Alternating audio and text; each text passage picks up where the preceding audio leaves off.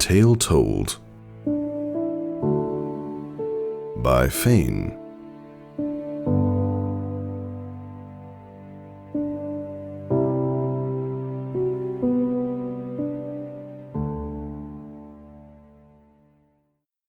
Once upon a time, on a bright cold day in autumn, father raised his hoof.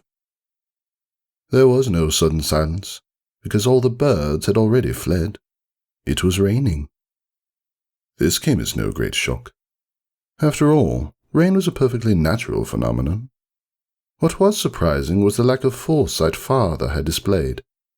When organizing a family reunion, most ponies would normally hold it at their house, mansion, or some similarly covered venue.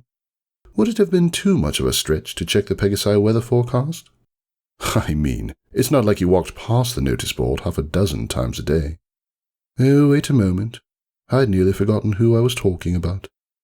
That would require him to actually acknowledge that we, unicorns, whom above all reflected our beloved rulers in our image with our grace and elegance, must consort with those feather-brained ruffians collectively known as Pegasi, about something so basic as the weather. All right, perhaps that was being just a little indecorous. Some thoughts are better kept inside the confines of one's own head, and that's no way to initiate a conversation with any pony, even if they are a racist screwhead. Was that being too hard on him? Perhaps, perhaps not. We haven't talked in years. Father aside, it more or less described every other pony in the park I had the unfortunate circumstance of knowing. Not that I'd say it aloud. I, at least, had that much common sense. Father, on the other hand, was about to display his lack of such rather prominently. Pitter-patter. When I speak of the others, I use the term family loosely.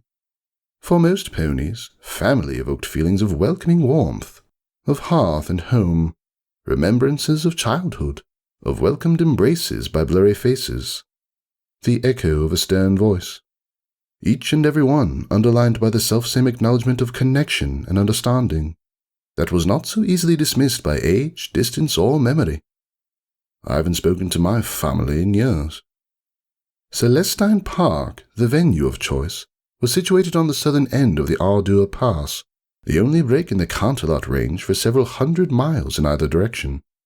It owed its popularity among unicorns to its proximity to Canterlot itself, and to Pegasi for both its verticality and its unrivaled seasonal influx of migratory birds.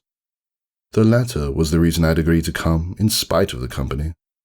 Perhaps it was different for the others, but I'd never lost the childhood spark of wonder that comes from observing those creatures that dared to claim the sky as their own. Pitter-patter.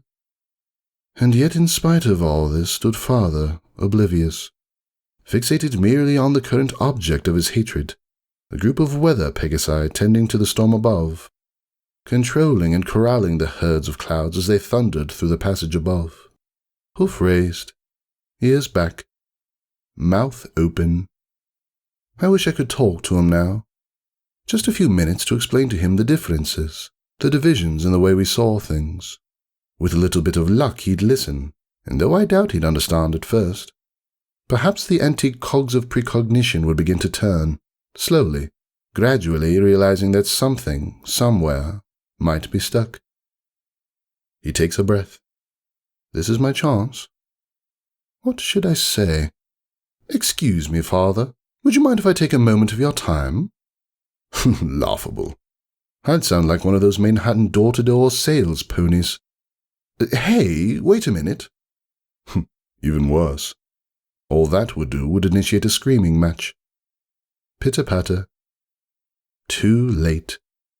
A tirade of abuse escapes from between his lips, the rain too loud and his voice too blustery to be able to make out individual words. It doesn't matter. The tone and volume make it clear enough. A few Pegasi turn and glare, but most ignore him, the rain getting too heavy to warrant responding in kind. Now I knew exactly what I should have said to father.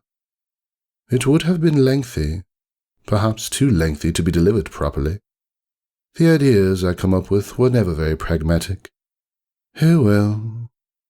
It would have started with once upon a time and ended A sad story, don't you think?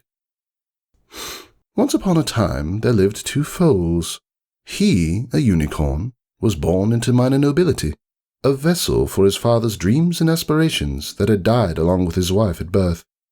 Struggling to reconcile father's perceptions of others with his own, seeing so much more to the world than the narrow halls of ancestry and tradition walked by those around him, and yet always failing to vocalize his consternation, hoping to avoid the conflict between familial identity and self-actualization. She, a Pegasus born into an Earth Pony family, suffered no such conflict. Embracing the differences between her family and Foehn, she forged a comfortable, contented path between the two. Time passed with shocking swiftness, and soon both had become adults in their own right, as all living creatures are wont to do. One day, quite by chance, they met in a park. "The birds! White-tailed songlarks! Are they not fantastic?" Something about the tone of casual wonder in the Pegasus mare's voice made him respond against his normal inclination. "I have several at home," he remarked in an off-hoof manner. To his surprise, the mare laughed, gesturing at the birds flitting between the trees above them. "You enjoy watching them, yes?" she asked, a hint of a smile gracing her muzzle. "Obviously." He nodded. "Why?" "Why?" He remembered. Recalled younger days of watching birds soar above the golden, glistening parapets of Canterlot, with a grace that put the self-fashioned poise of those around him to shame, marveling at their freedom, their disregard for those destined to toil below them. Trying to coalesce that into one sentence. Fumbling, failing. It's nice to know that something in this life has that freedom. Stupid. She shook her head in amusement, before responding in her lilting tones. "What, then, is the use of your caged birds?" From that innocuous conversation began the start of something else.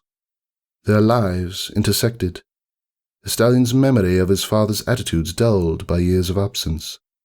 She became his new family, as he slowly let those of his past slip behind him, always hoping, in the back of his mind, to reconcile the two, a sanguine expectation that surely others could learn to change as he had. It was only years later, at a family gathering in the same park, that the extent of his father's indiscretion, prompted by a group of ponies in the wrong place at the wrong time, resurfaced in the stallion's mind. As the unicorn stood there, he saw in his father the birds, wings clipped by the resentment and narrowed perception of hereditary tradition, unable to let go of the past, unwilling to give up the self-assuredness gained from putting himself above others. He had clung to the old ways, until they had come to define him, destroy him. And in that moment, the unicorn saw himself, bound by his own fear of familial judgment, of having to choose one family over the other. Understanding now why he had unconsciously been avoiding talking to his father about her all these years. Realizing that there would always be some things, some ponies, that he could never change. That would never change.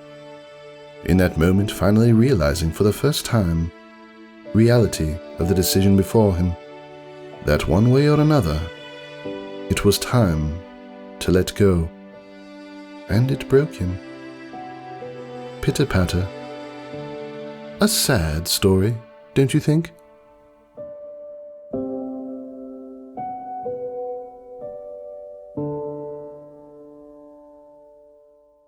That was A Tale Told by Foehn. Music by the Dash Dub, and read by me, Narrator Pony. Until next time, stay classy, Equestria.